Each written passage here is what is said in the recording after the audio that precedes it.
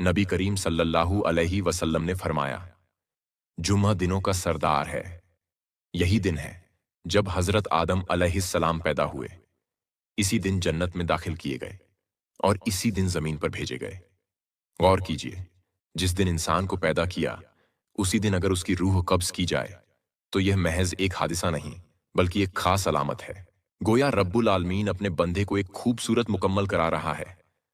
आगाज भी जुमा और अंजाम भी जुमा। लेकिन सवाल यहां यह पैदा होता है कि क्या वाकई जुमेरात या जुमा को मरने वाला कब्र से सीधा जन्नत में चला जाता है? क्या हिसाबो किताब से आजाद हो जाता है? यहां असल नुक्ता यह है कि मौत का दिन अपने अंदर अलामत रखता है, जमानत नहीं। यानी मौत के दिन की फजीलत तो है, मगर यह फजीलत उन दिलों के लिए है जो ईमान के नूर से भरे हों, जो अपनी जुबान को जिक्र ए इलाही से तर रखते हों, जो अपने अमाल में भलाई का बोझ रखते हों। अपने लोगों के लिए जुमा और जुमेरात का दिन एक खास बशारत है। यहां एक और हकीकत को समझना होगा कि इंसान जब मरता है तो सबसे पहला मरहला कब्र है। कब्र अंधेरी भी हो सकती है, रोशन भी। कब्र तंग भी हो सकती है, कुशादा भी। अब अगर किसी मोमिन की रूह जुम्मा को कब्ज की जाती है तो उसकी कब्र के लिए एक खास नूर का फैसला किया जाता है। यही वह कैफियत है जिसे हम मौत की सादत कहते हैं।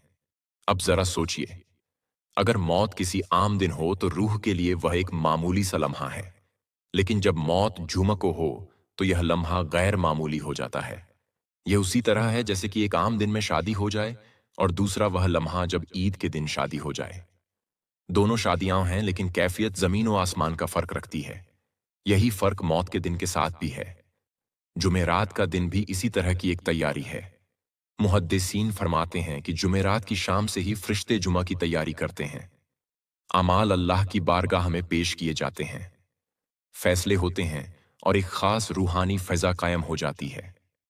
अब अगर किसी बंदे की रूह उस फिजा में निकले तो सोचिए कि वह किस कदर रहमत के खिलाफ में लिपटी होगी। यह बिल्कुल ऐसे है जैसे कोई इंसान बारिश में चलते चलते अचानक किसी ऐसे सायादार दरख्त के नीचे आ जाए जिससे खुशबू टपक रही हो।